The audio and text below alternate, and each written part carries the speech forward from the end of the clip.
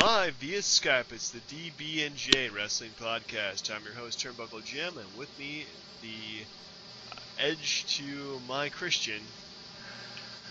Fast Count Brian, and man, Christian's very underrated, so don't let that sell him short. He does great work, people. He does do great work, but that's pretty much how our relationship is.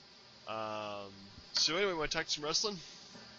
Yeah, I mean, sure. I mean, unless you got a movie review or something. Actually, I did just watch X-Men: Days of Future Past. I'm kind of sad I didn't see it in the theater, and that is an amazing film. Did you like the ending with the whole with it set up with Wolverine and the boat and being stuck in the water and all that? Yeah, that was new stuff. I did like the ending, how they're like pretty much like, you know what? Screw the last X-Men 3 or whatever it was called, X-Men Last Stand. We're just doing our own thing now, which was great. Well, I mean, they're recasting all those people for the most part, and Apocalypse is going to be the next one. So. Yeah, that's going to be pretty damn cool. Anyway, let's talk some wrestling.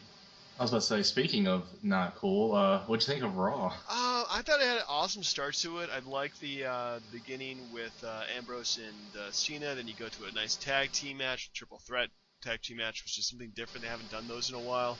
That was a lot of fun. And then we have Miz, but that's later in the card. Thinking of, we have freaking IC Champ Dolph Ziggler versus Randy Orton, and that went like 20 minutes, and it was a great match. But then the last hour, I thought this really made things. They started cramming as much crap as they could in the last hour, and so the main event didn't happen until 10:56 is when they actually got started with the whole damn thing, and then it ended just by ending. So by ending, I mean it was pretty lazy. It's just, I'm gonna do an attitude adjuster. Well, freaking Dean Ambrose gets the contract. Wah wah. So. Yeah, I mean, was there anything else that you liked? I'm trying to think of some other stuff I liked about it. I mean, it wasn't a bad show. I think that the wrestling was pretty good. I did like the Big Show versus Rusev. I thought that was pretty cool. I like the fact they're not giving clean wins for either one of them. But yeah, overall, I think it started hot and then I got disappointed in the last hour. I get that they're building the tension. I mean, between Ambrose and Cena, but I mean, say if I'm wrong here, but I kind of feel like they're burying the tag team division at the same time. Like, yeah, I mean, you're not going to put Cena in there with Heath Slater and the Gator, the Mini Gator, but I mean, I'd like to think that the tag team champions and the Usos could put up a little more competition than that. Yeah, they didn't give that enough time to make them look, spectacular. But I think they look pretty decent, considering that these are the two biggest baby faces they have in the company right now. It's not too bad that they lost to them. So. But I mean, can we stop calling Cena a babyface, because he's getting booed constantly, even though JBL's like, he's getting a reaction from the fans. Yeah, a sucky reaction. Yeah, well, his reaction is mixed at best, poor at worst. Yeah, they really need to pull the trigger and just say, John Cena, I'm sorry, take time off, come back, we'll make a heel. But yeah, I'm honestly, I think that the reason why the WWE has not moved on is because they can't get past Cena. And as we'll talk later on, I think Vince McMahon's biggest strength has always been finding the next star, and always pushing what's been hot. But since Cena came around, they've almost been burying it. Like, he doesn't want to have anybody to take John Cena's spot, which I think has been a very, very bad thing. Yeah, and a couple other things. I mean, I've been pretty lukewarm on the whole Rusev thing, but I kind of thought the whole Mark Henry Big Show thing and then just beating down Rusev just sort of killed his momentum, I think. It felt kind of awkward that they would do something like that, just kind of get their revenge that way. I think they're trying to build towards a Big Show versus Mark Henry feud again. Oh God, I was about to say first time ever. Oh man. So. I would also like to add that I am very sick of the celebrity. I mean, can we stop calling them celebrities? Real Housewives of Atlanta. What is that? That's crap. Yeah, that's crap. I totally agree with you. I'm glad they made it short, and I think I was watching something else when they were doing that. So no skin off my back there. The whole, was it Chris Chrisley, whatever? I'm not sure. Whoever this guy is, I mean, he just kind of, I mean, honestly, one thing that has really been annoying is been watching the ads around Raw, and they have so many ads for the USA Network, and they're all their stupid TV shows, and it's all the same stuff. It's so painful to watch. Speaking of ads, real quick, have you noticed they put ads on the WWE Network now? I heard about that, and I have no problem with it. I think it's still a reasonable price at $9.99, but that's right. I just think that it's kind of, I mean, you pay for that same thing for Netflix and you don't get commercials yet. I think they're only doing it directly because they're not getting enough subscriptions. I think so. I mean, I think it's definitely a revenue thing, which I do not mind, because I think as a fan, it's great for me. I love watching the network when I get a chance to. It's all the freaking pay-per-views, so that's definitely an advantage. But having commercials, I think, is not a bad thing. There's commercials on Hulu, and I don't mind watching those. And if they want to put commercials in pay-per-views, then go ahead, put commercials in the network too. It's your own damn network, and you can choose whether or not to pay for it. There's a lot of things I didn't like about Raw, and going back, but like last week, they promoted that it was going to be Cena and Ambrose at Hell in a Cell, and then they just gave the match away on Raw because I guess they felt bad that Randy Orton didn't have a match. Like, I don't understand that whole thing. Like, they just like, oh, it's going to be the pay-per-view next week. Oh, we're doing it right now. Yeah, I've been noticing that too. Like, they've been doing like a lot of like matches they will like promote for the pay-per-view and then show them on Raw instead. Like when they had like Seth Rollins versus Roman Reigns, and they had that match on Raw, and they were going to do it again in the pay-per-view. Then Reigns, got the injury. Yeah, doing like this match on the on TV, just it didn't feel right for whatever reason that they did it so quickly. I still think they did the Rollins-Reigns match because they knew he needed surgery, but I'm pretty sure that was just a shocker for him. He did not intend for that. Or maybe not. I don't know. It's a conspiracy. It is a conspiracy. So, before we waste too much time, what letter grade would you give Raw? I give it a C+. Ooh. I'm gonna be more fair and give it a B-, I think. Yeah, I'm gonna be super quick about this, but like, there's other two things that bother me. What's the deal with the Wyatt family promos now with the pregnant one with the Sister Abigail thing on her belly or something? I think they're breaking them up in a way that's not gonna bring animosity to the group. But are they bringing a new member in, or like how? Because they're changing it up somehow. I mean, yeah, I think they're going to be I think the rumor is that they're going to be moving Harper and Rowan away from Bray Wyatt. That they're going to move on and do their own thing, as opposed to just be like his go-to guys. Why not do it like Raven's Flock, where you turn those two guys face, and then Bray would still be your heel, you know? I don't know what they're thinking, but I mean, those two have been really phenomenal in the ring, and unfortunately, they have been under Bray's shadow, so they need to move on. Well, I'm glad they got this break because of after the Cena burial, they need to be off TV for a little while. Oh, absolutely, they really do. And one little last thing, I feel bad. I mean, not really, but like the Total Diva show was destroying the division because they all came out to a Total Divas freaking entrance, and honestly, it just kills it because you're not taking them seriously because they're not Paige or AJ. And it's it, like all jokes, even Natalya. Yeah, they all been. Oh man, just I swear to goodness, never let me be in a reality show. That is the one thing. Your one job you have is never let me in a reality show because that would ruin my entire life. I don't know. They got the Miz pretty far. Miz was at a time when reality shows were new and exciting, and he was able to move on and go from the real world to Tough Enough. Mm-hmm. So he was able to survive that, but honestly, but if you look at who's the Total Divas are, I mean, honestly, the only one who can actually go in the ring is Natalya, and all the other ones are just like, there's eye candy. So, yeah, it's been kind of a one thing which has ruined the Divas division, and I wish they would just get rid of it because, honestly, the reality show takes place like 6 months ago or something like that. So it's just they're going back to stuff that happened long time ago. Yeah, I just really feel like Yeah, I'm sorry dragging on a little long with this. I just really feel like the absence of a WWE Championship is killing the show. I agree with that too. They really need to put that championship belt back on anybody who's going to be a regular on the roster. I think they really need to have a big match for the belt at the next, not this pay-per-view, but at Summer, at least the Survivor Series, because like Brock Lesnar and Paul Heyman weren't mentioned on TV. I mean, they really need to have them present in some fashion, because without the belt there, then it does turn into a big male soap opera. Yeah, and I just get the feeling like the winner of the Rollins Ambrose match is going to fight at Survivor Series with Lesnar, but that's right. That's just you.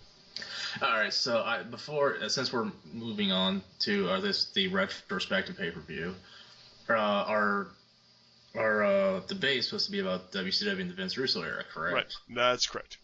Along with that, I'm going to give you a piece of Vince Russo trivia. Okay.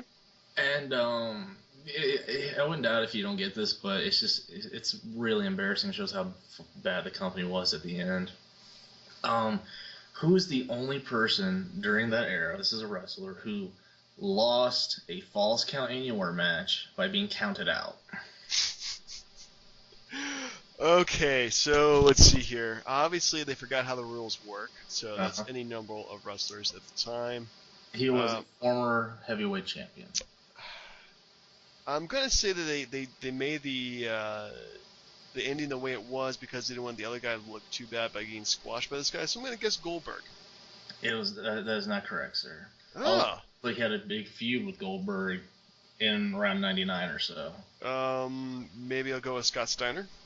No. You want to guess? Or you want me to tell you? This could take forever. Well, give me one more guess. I'm going to say that, okay, this happened during the Vince Russo era itself. Yeah. Think of a really bad wrestler that always got hurt. Oh, Kevin Nash. Sid Vicious. Really? Okay, then that's also... I forgot he was on the roster at that point. And he was a champion, too, in 2000. Isn't that sad? Uh-huh. Yeah. Now, here's another one for you, and I don't know if you'll get this, but do you know the reason that Vince Russo was initially fired from Nitro? He wanted Tank Abbott to be champion. That is correct. Boom, boom, boom, boom, boom. Yeah, that was a big thing. He wanted Tank Abbott to have the belt for one day, and then he would lose it to Sid or somebody else the next night. And they said, Tank Abbott's not even a wrestler. Why is he even on here? Let's give it to Chris Benoit. Hopefully, I'll keep him in the company until it didn't work. Yeah. Oh, one last. And by the way, I'm getting a lot of stuff from this link, and it's called "The Stupidity of WCW." Oh, I got you guys. Yeah, it's fantastic. One last piece. It said Sid had a winning streak that contained, it had 3 televised pinfall losses, and it was all on TV. Yet they decided that he hadn't lost at all.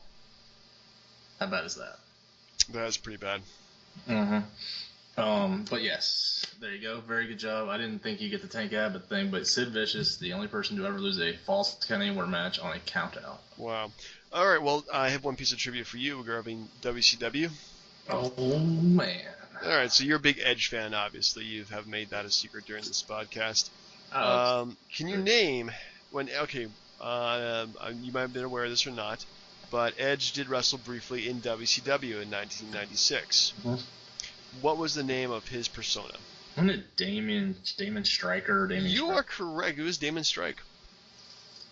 I remember because I saw some YouTube videos where he fought Ming and then the Giant on WCW Worldwide or something like that. It's the mothership. WCW World. Actually, it was WCW Saturday night. Anyway, it was their D or E show. The one that came on 11 or 12 o'clock at night or something. Yeah, they had 4 or 5 shows that were an hour long on the weekends. They're all pretty. Excuse me, I just remember that show being the only reason I ever heard of the guy Hardbody Harrison. Well, they gotta work somewhere, Yeah, but no one cared. But that was I think AJ Styles and RVD wrestled on there too. That might be correct too. They might have had a chance there. Anyway, ready to move on to our Attitude Era retrospective pay-per-view? Absolutely. The more we're getting into the Attitude Era, the more I'm liking this. I'm kind of different. The more I'm watching it, the more I'm like, I remember having better memories of it.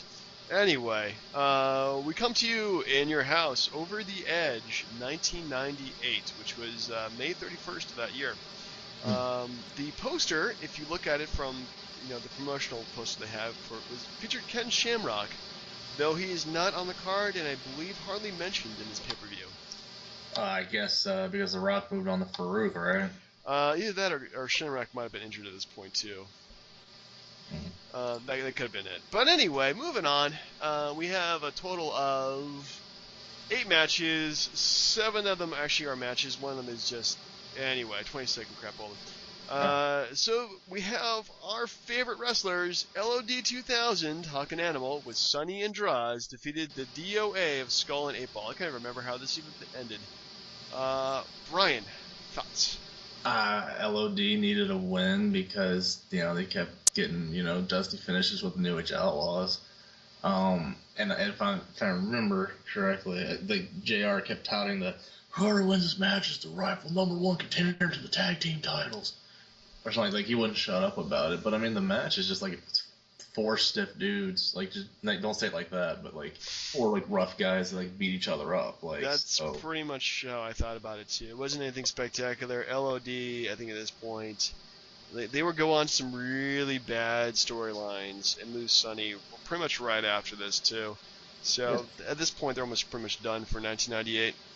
Yeah, but the whole thing with Puke or Draws, you feel bad. Every time I look at the guy, I'm like, well, how much longer did he have till he didn't walk again?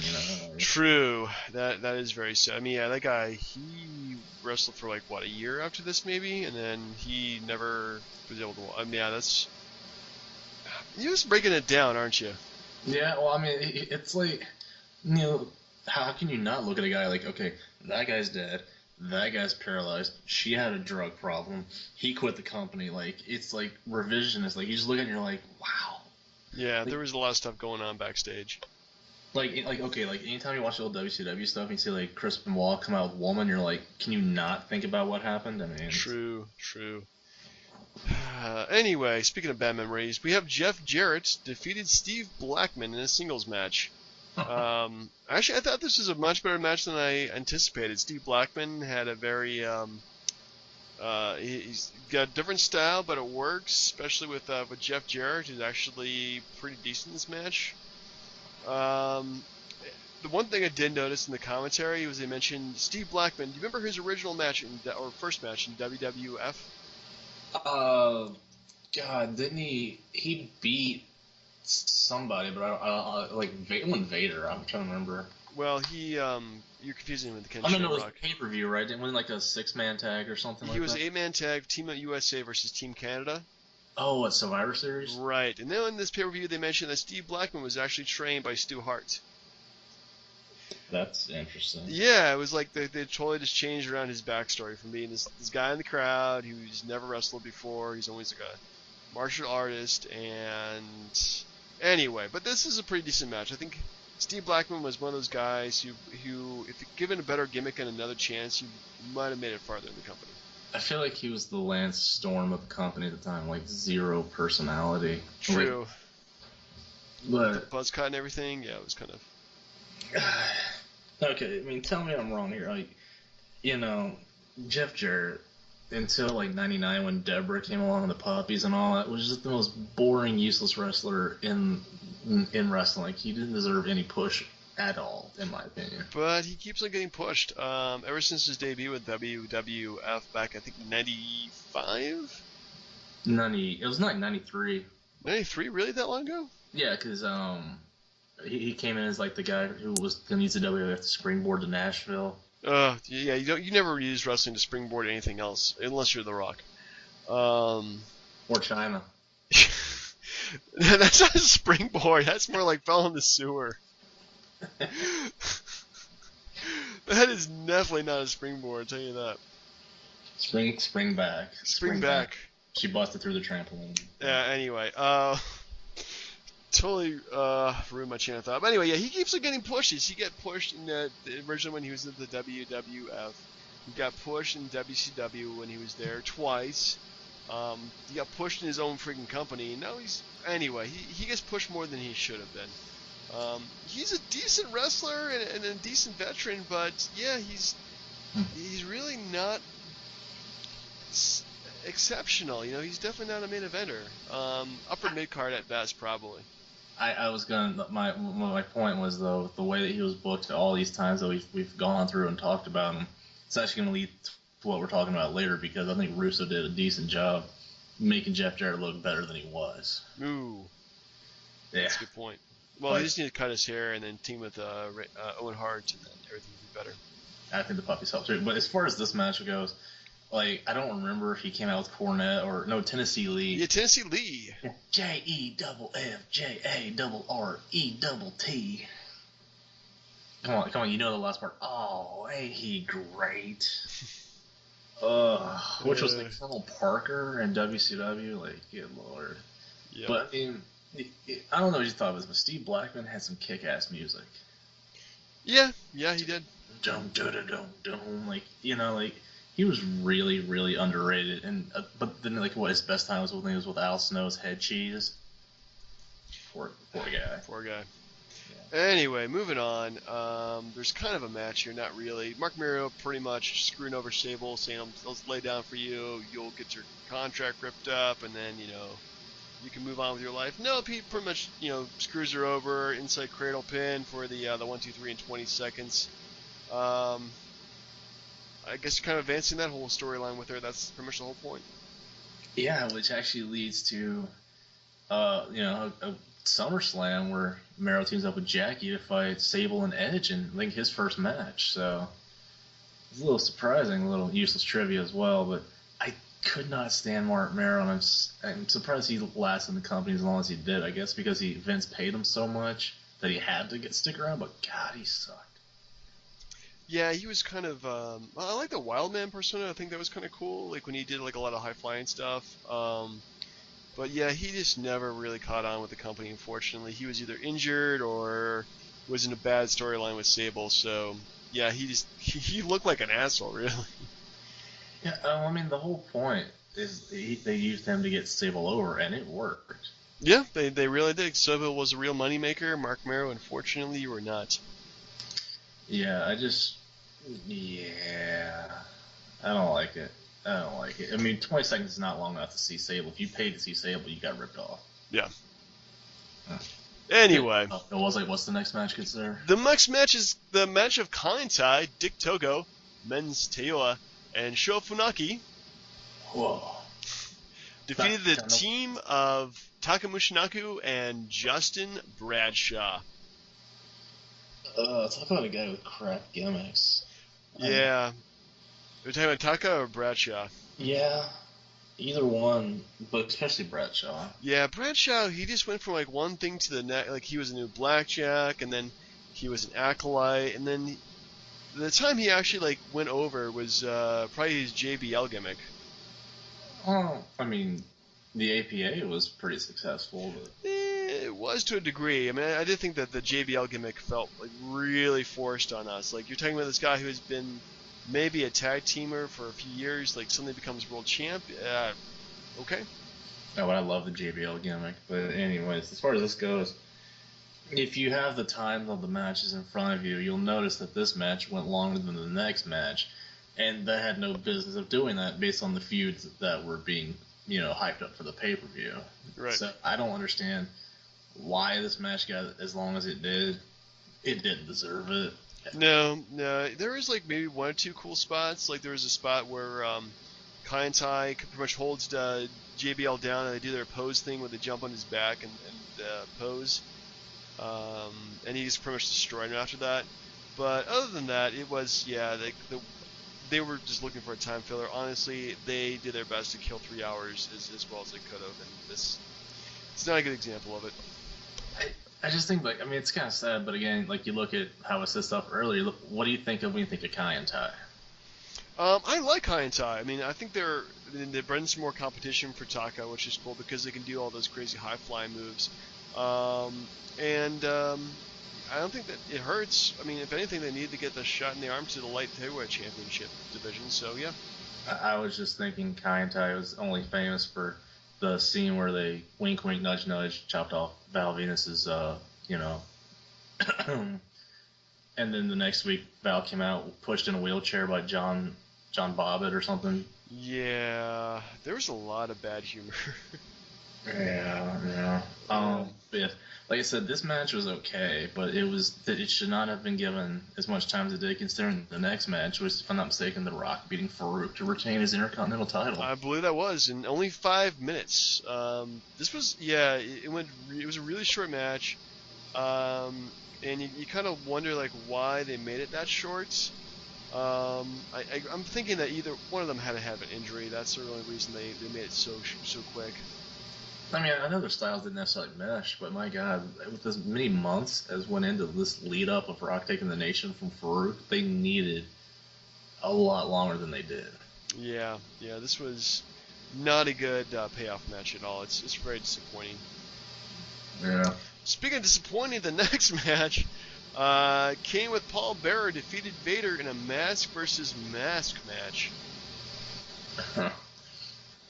Again, I know he didn't. I think he lasted till like October or November of '98, but Vader, he was done by that point. Yeah. I mean, losing his mask. I mean, he's lost his mask plenty of times when he wrestled before, so it wasn't a big deal to me. No, it wasn't a big deal. I lost his mask. It's just, I guess they're just feeding more guys. Well, he was already fed to Kane once before, and this is just feeding to him again. It's making Kane out to be this big hoss. So I have no problems with that. It's good having the monster heel. But yeah, Vader, for whatever reason, just never caught on with the WWF. I think it just could be his gimmick. Could be that a face run's not good for him. He's better as a heel. Hard to say, really.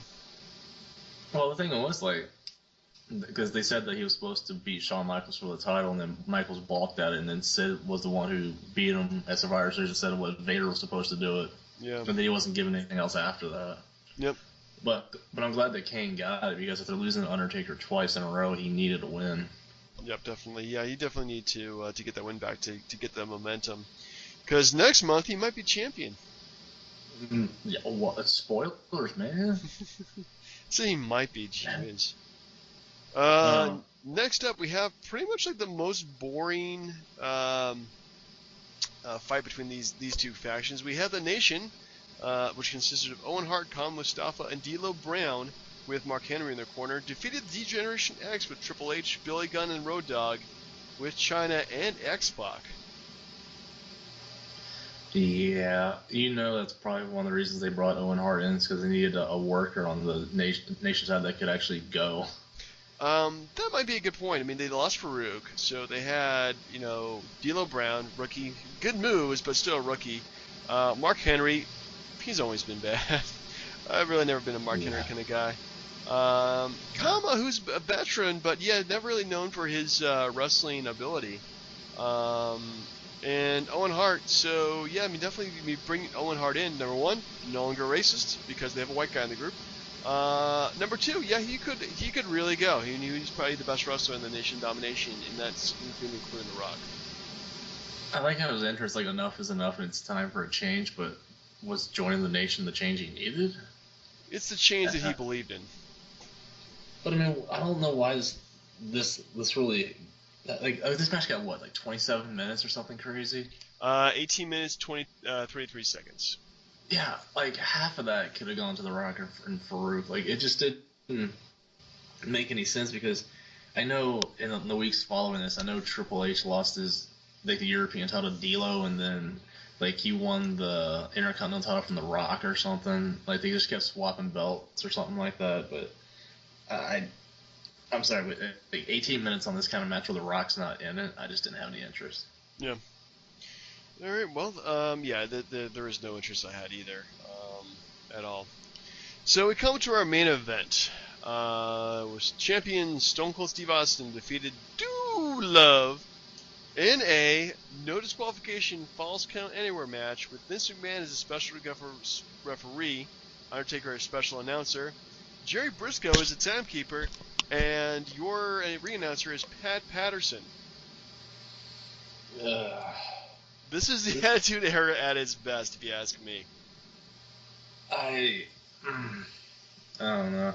At least they were smart enough to keep Undertaker away from Austin until SummerSlam. Yeah. My God.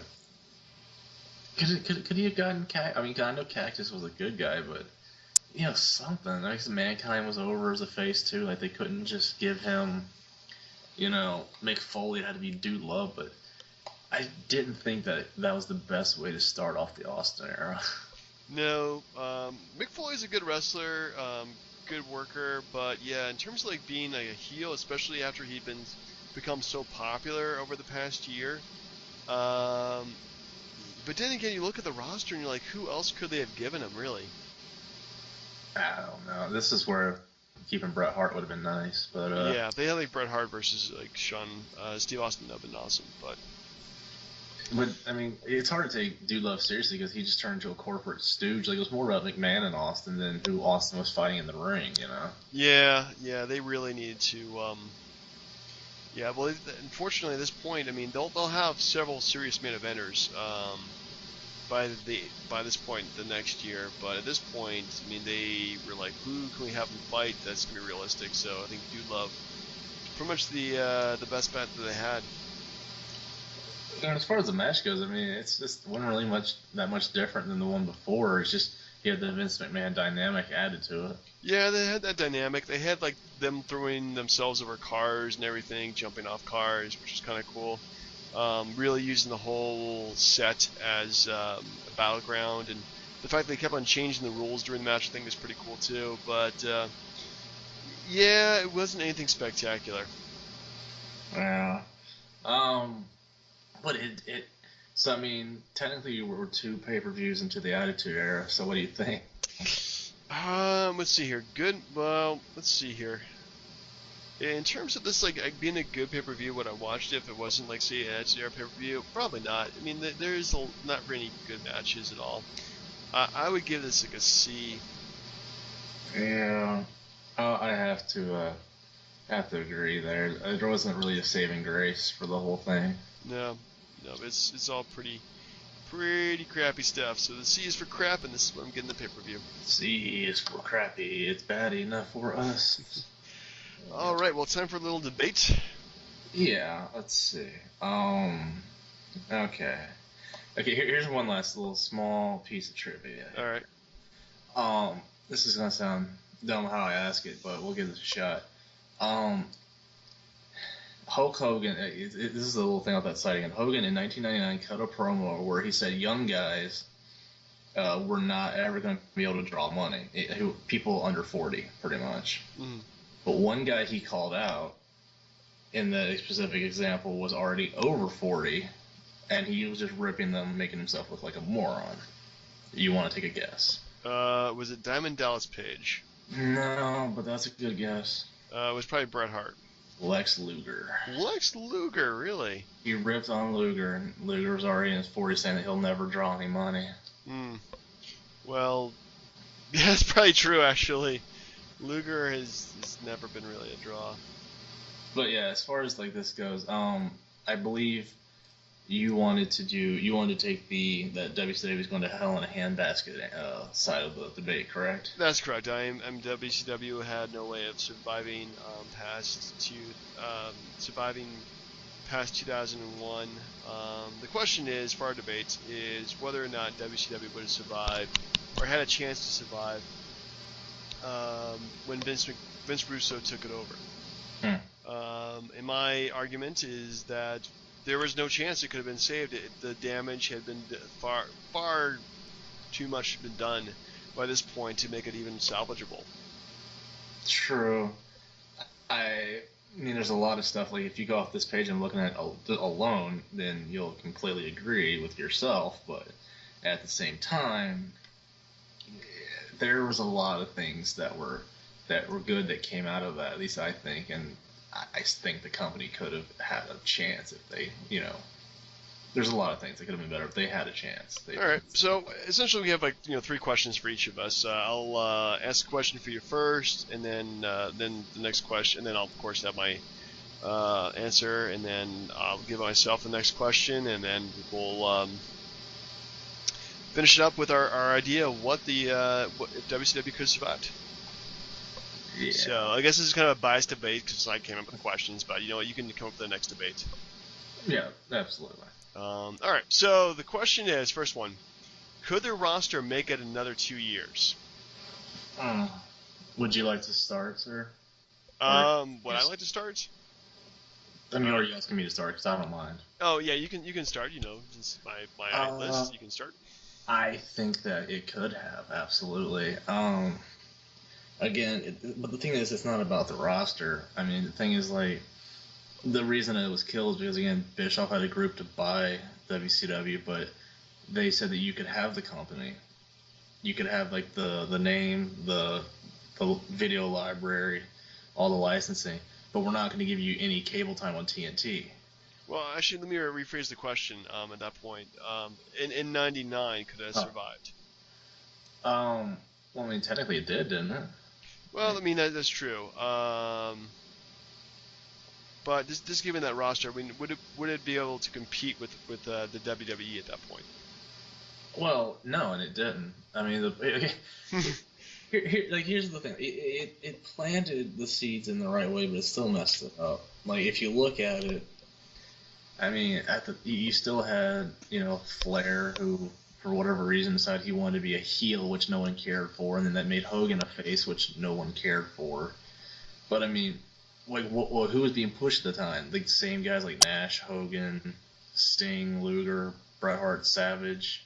Like, all the same guys were at the top, but as the time went on before the company ended, they started weeding those guys out, and like the younger guys were getting their chance. But '99, I guess, like, I'd like to think that, like, towards the end they were doing a better job of pushing the younger guys, but in '99 I can't even side with that because the same older guys were getting their push. I mean, Hogan went back to getting the red and the yellow just so he could feud with Kevin Nash for 2 months, and then had a feud with Sting where they kept hitting each other with the baseball bats. Like, it was hard to watch. Oh yeah, no debate there. I mean, so, I feel bad. Like, I should be, like, arguing towards, like, the roster being at that point, but it's not, because, like I said, it gets better later on. But in '99, right, the roster was crap. Yeah, I mean, in '99 they didn't have much to work with at all, to be honest with you. I mean, they had, I believe, the first pay-per-view that Vince Russo did was the main event. Bret Hart was versus Chris Benoit, which were probably the two best workers you had in your roster at the time. Yeah. And there wasn't really any upcoming star at that point that they could have put their put the company around. Unfortunately, maybe Goldberg. I mean, Goldberg had always been pretty big when he was with the company. But I don't think Goldberg had the ability to hold down his back for 2 years while he constantly, they constantly tried to move their numbers against Raw at that point. Well, like, the thing was, like, and I guess you forgot, a lot of the good stuff that they had was because they used Bret Hart and because they had used Chris Benoit, and they started pushing all the young, like, Booker T started getting more of an opportunity. Right. I know Jeff Jarrett had just come back to the company at that point, and where he eventually got the best push of his career that he didn't generate himself. But it's, I don't know, I can't defend it. I thought the roster was terrible that year. Okay. So what question would you ask me to just kind of, like, counteract that, like, in terms of them surviving for past '99 and being successful? Well, I mean, it's the same thing. Like, we can look back at it and say, well, they did this wrong, they did that wrong, and we see all the proof in the pudding. From, like, the finger poke of doom through, like, just some god awful stuff with, like, Fall Brawl that year and Goldberg getting injured. But the thing is like, what would you have done differently? Yourself, because, I mean, at this point we're just playing. What could we have done better? What if? Okay.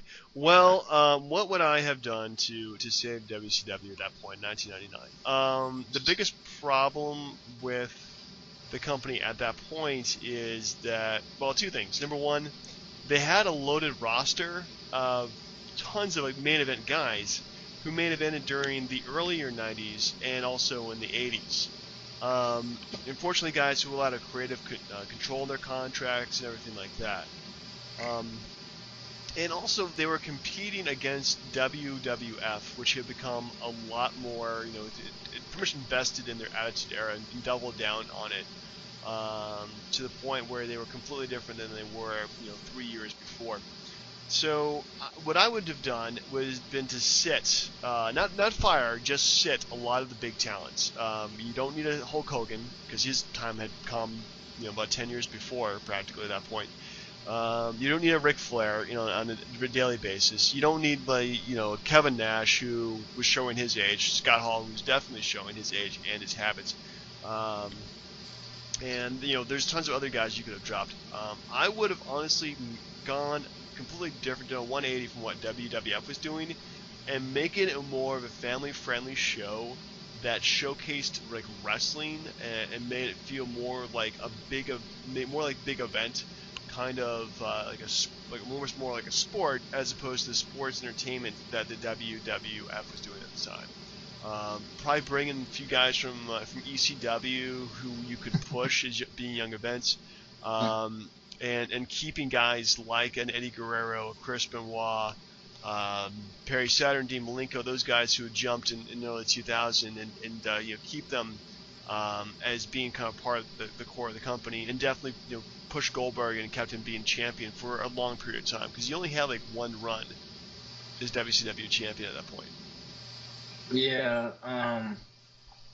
As far as 99 goes, there's a lot of things that they just completely, foobarred. I'll give you one example.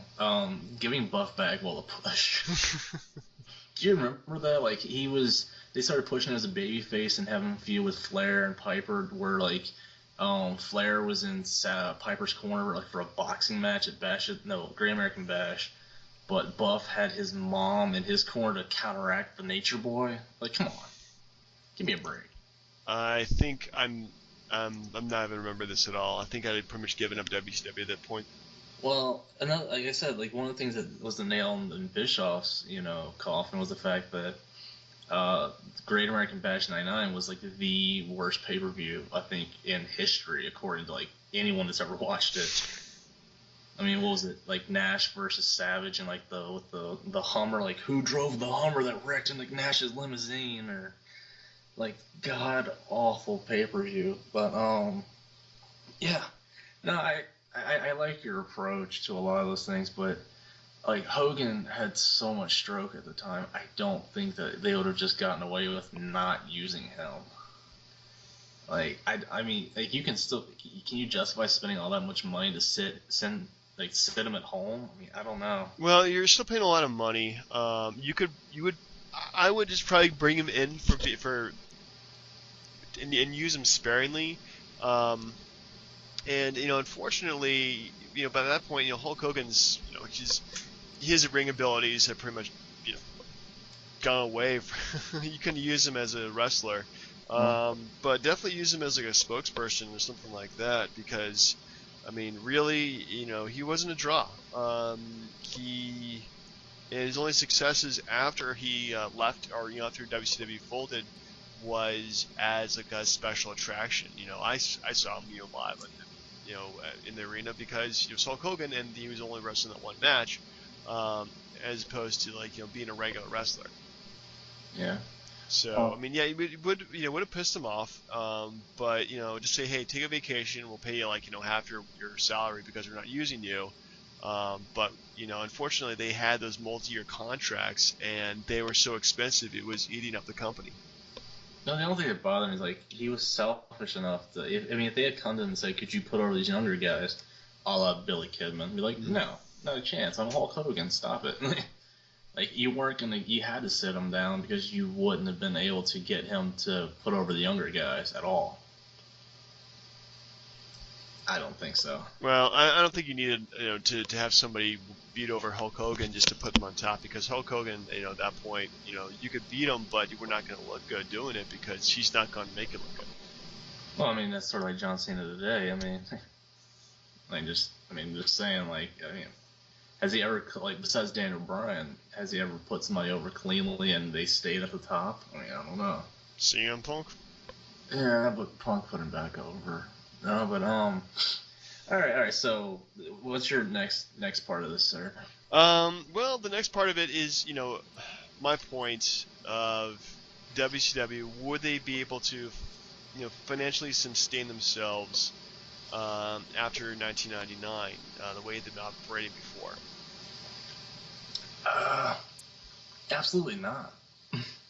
like, the thing was because they had, they were losing so much money, and they at the same time they like bump it up by doing more like house shows and stuff like that, but they weren't getting that money back, and they were already facing that downhill slope. But the best way to fix it would have just been to like just hit the reset button completely. And honestly, I would have tried to buy out the contract from TNT at that, or Turner from that point, because you know the thing at that point where they said that AOL and Time Warner had already merged by like 96 or 7 or something like that. Yeah. So they'd already started putting the rules down that like, forced Russo to not do the things that he wanted to do. Like, he wanted to make it just as trashy as WWF, but they said you can't do these things. And then he went against those things, and that's why they fired him the first time. But, as far as like being financially stable, no, because they spent so much stupid money on like Pyro, like freaking Kiss Demon. Kiss Demon, which was the lowest rated segment of Nitro to that point. Yeah, like, and then like no offense to them, I mean they're nice to look at, but the Nitro girls were a waste of money too. Well, I don't think they were being paid as much as like say Kevin Nash was, but. Oh no, definitely not. But I mean, the only person that deserved to be on TV was Kimberly, because man, she looked fantastic. She looked fantastic. Oh yeah, but no. As far as like their current, like how they were structured currently, no, because they were used to spending all of Turner's money. But no, the best thing they could have done, in my eyes, if they wanted to survive, was try to find a way to negotiate out of that contract and find a completely new TV network. Because as they kept going, they had to keep spending money on wrestlers that never showed up or stayed there. And like by the time the younger guys were getting their push, it was already too late. So like, no, I don't think they could have stayed successful the way they were spending money like they were before, when they were actually on top of the business. Oh, absolutely not. So yeah, they were just wasting their money with the stupid musical stuff. They had like Master P and all that kind of crap, and West Texas Rednecks. West Texas Rednecks, rap is crap. I'm looking over the 1999 Great American Bash. This might be the next, like the 1,000th viewing of the DB&J podcast. Yeah. We're gonna have to do like we'll hang out in an afternoon and go ahead and watch this crap.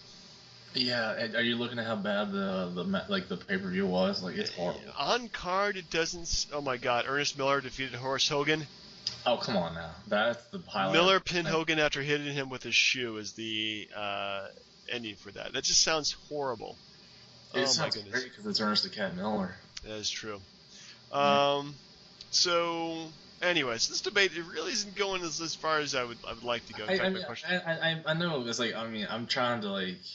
Yeah, you're trying to. Because honestly, I'm not to knock any of your arguments. I think that they're very clear arguments, but there's a lot of handicapping that Vince Russo had because he didn't have the kind of leeway that he had with say the WWF. But yeah, a lot of it's it's like a what if they did this, what if they did that. But okay, so Brian, if you could change one thing about what WCW did that would allow them to survive, what would be that one thing? This is gonna sound completely asinine, but as far as what Russo did, it probably would have fit in perfectly. So the Millionaires Club they had versus the New Blood, but they made the Millionaires Club the faces.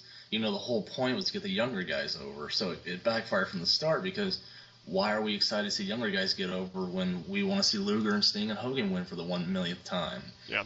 So what I would have done, and again another rehash, but it's a temporary one, is instead of calling it the Millionaire Club, you turn all those guys into the NWO. All of them. Like DDP, Luger, Sid Vicious, Nash, Hogan, Sting, the whole bunch. And pretty much all of them were in the NWO at one point anyway, except for Sid.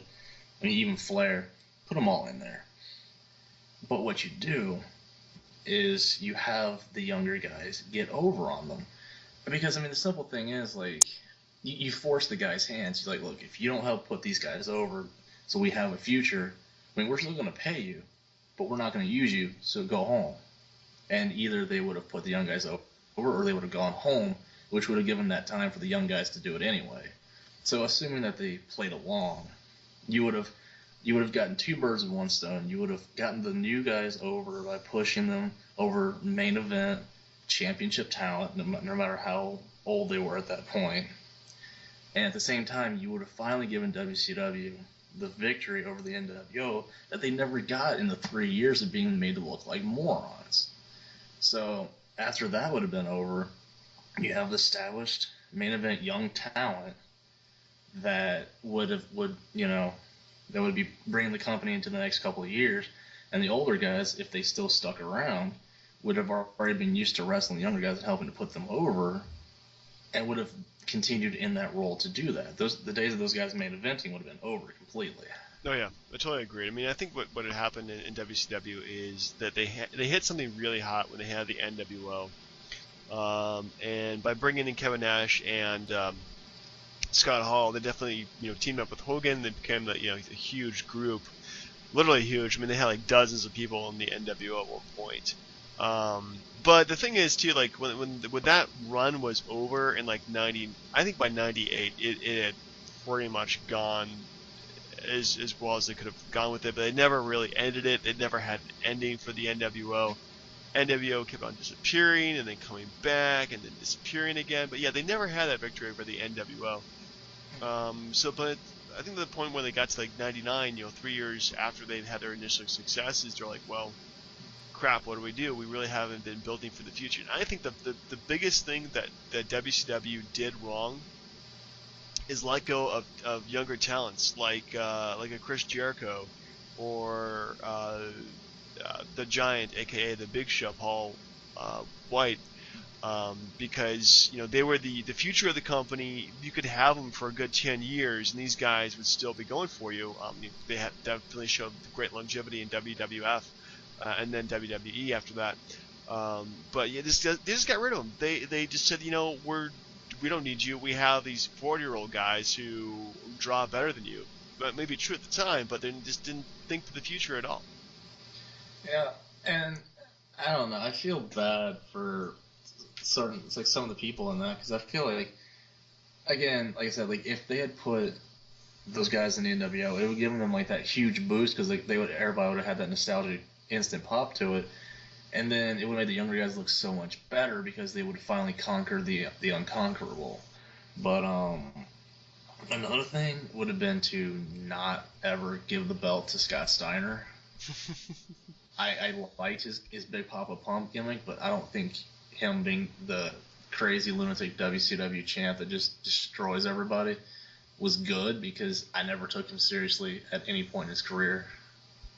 Agreed. Yeah, he's always been mid Carter at best. Like, why they gave him like the big gold belt is beyond me. I mean, if you noticed when he had his WWE run, like he pretty much almost hurt Triple H and knocked him out for a while, which is why his push went nowhere. Because if you come in and you immediately start trashing Triple H, you're not getting very far. No, definitely not. If you're putting people in the hospital or putting people on the shelf, you're especially Triple H. No. In Soviet Russia, Triple H buries you. Yeah. And at Rust, never mind. Triple H has buried a lot of people, but yeah, he's buried tons of guys. I mean, well, how about this? I know we discussed this before, but I don't think you thought about it. Would they have survived if Bischoff had bought them and took them to another network? Ooh, that is the biggest question. Would they survived as WCW and brought them to another network? I would be interested to see what he did. My biggest problem with Bischoff is that he lacks the ability to make his own product. And he's better at stealing from the WWF. I mean, if you look at like all their big guys except for like Sting, everybody had that big push in WWF, and he just stole it from them. And that was his thing for years. Like Lex Luger, stolen. Kevin Nash and Scott Hall. I mean, those guys were stolen. Hulk Hogan, he was stolen in '94, and brought in all his boys too. So yeah, he couldn't make his own stars. He just didn't know how to push guys. I think that was his ultimate problem. And I don't think his formula of like, I'm just gonna go ahead and raid WWF or the remains of ECW and makes guys out of them because he just didn't lack the ability to do that.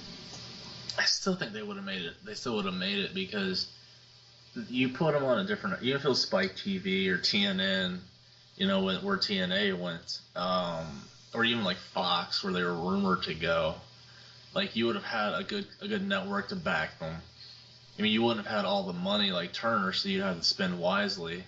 So you would have had to push younger guys because you could afford younger talent, and you couldn't keep the main. I mean, you keep one main event guy around, where it's like a Goldberg, probably a Sting, maybe Ric Flair. I'm not sure, but just to bring over the original WCW fans to the new product. But I still think, given, like, if you like, let's say they got a different network and had like 3 or 4 months off, take some time to like cool the systems up, like come up with a new plan, start fresh, that kind of thing, it would have been completely different. Like, because I know you said you didn't watch at that point, but even at the end, they had a lot of really good talent. Like, Shane Helms, I know they had. Mysterio was still there. Kidman was still there. They had like a lot of like Lance Storm, a bunch of good cruiserweight talent. Like, they had a lot of really good guys who, Canyon was still there and he was really good. Like, they had the talent in place, the younger pieces, that if they had kept going, I think they would have been a lot better off because the older guys were just gone. So all you had left was the new WCW. Well, unfortunately, that never happened, so we can only speculate. But yeah, I mean that's definitely a good point. So it's kind of hard to say whether or not WCW would have had a chance to survive. And I mean, we're so desperate now that's why we're still talking about this, because there's not enough competition now. Because, I mean, I'm pretty sure you would agree, if there was a number 2 company that was a solid number 2, WWE wouldn't be booking the crap that it does constantly. It does it constantly because there's nothing else out there, and they don't care. Agreed. I think, unfortunately, the better wrestling show that is out there is NXT. Mm-hmm. And I think it's their own product. It's their B League. But just watching that recently, I'm like, this is phenomenal. This is what I wanted. Like when the ECW was brought back, this is what ECW should have been, which has been like a junior league and bringing up the new stars. So yeah, I mean, unfortunately, nobody's been able to get close to where Vince is today. And that's sad, but it's wrestling, and he's pretty much monopolized all major wrestlers at this point. So, whether or not we'll be able to challenge Vince or the WWE in the future, it's probably not going to happen. He's pretty much locked it up. But yeah, unfortunately there has not been a solid number 2 show. And there are shows out there like Ring of Honor, TNA, but they hardly get as much viewers as the WWE does. So yeah, there's really nothing out there else to come close. Yeah. It's real quick. I know we're getting towards the end, but here's another good example of something. It's a piece of trivia for you. Okay. Who is the only person during the Nitro era to have ever kicked out of Hogan's leg drop? Bill Goldberg? No. You'll never get it. Billy Kidman? No, not even close. Think, Germany. The Wall? The Wall, sir. The Wall kicked out of his leg drop. The only one. Wow. So we do need a top 5 list for next week. Do you have anything in mind? Because I came unprepared for that. It depends. Did you want to do the wrestler and then the separate list thing, or how'd you want to do it? Well, let's just do do you have a list of top 5 wrestlers who did X, top 5? Let's see. Well, okay, how about this? We're coming up on, what is it? Hell in a Cell, but before that I think it was No Mercy. But anyway, how about top 5? Forget the WWF stuff. We'll go top 5 Halloween Havoc matches. Top 5 Halloween Havoc matches. Okay. Yeah, it's going to require some research there. Yeah, I mean, unless you want to go like October stuff. Like I said, WWF had like bounce back and forth in their pay-per-views and all that. If you want to include like Hell in a Cell matches, I mean that's fine too, I guess. All right, let's just do a top 5 October matches. Yeah. Just a little disappointed with the whole WCW thing. Did you know that they actually gave James Brown $25,000 to appear for 2 minutes at the Super Brawl 2000, even though they didn't advertise that he was going to show up at the show at all? Yeah, I believe that. Yeah, it was really, really bad. So, I mean, it was. I really wish they were still here, but man, they sucked. They made so many stupid decisions towards the end. It was ridiculous. But unfortunately, it wasn't that the WWF had a better they did have a better product, but the thing is that the WCW did not know what to do at all to react to it, and so they pretty much threw everything they could, or they pretty much threw all their bad ideas and just didn't have any good direction. Alright, and so next week is also King of the Ring 1998. King of the Ring 98. Alright. Sounds like a plan, man. Alright. Well, have a good week, sir. Alright, so for the DB&J Wrestling Podcast, I'm your host, Turnbuckle Jim. Fast Count Brian. Take it easy, everybody. See everybody next week. Mm-hmm.